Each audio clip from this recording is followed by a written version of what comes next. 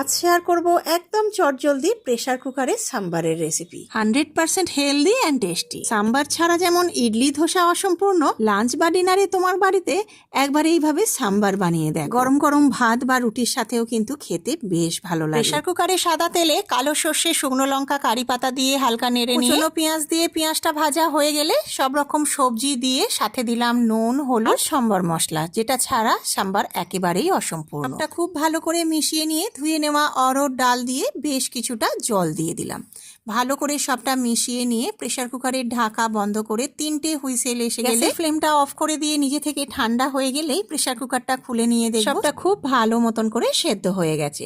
এরপর একটা তারকা প্যানে সাদা তেলের মধ্যে শুকনো লঙ্কা, কারি পাতা আর কালো সর্ষে দিয়ে ফ্লেমটা অফ করে দিয়ে আবারও সাম্বার মশলা দিয়ে সবটাকে খুব ভালো করে মিশিয়ে নিলাম। সবশেষে মিশিয়ে নাও তেঁতুল গোলা জল। বলে না দিলে বোঝার উপায় নেই, এটা রেস্টুরেন্টের নয়, তোমার হাতের বানানো।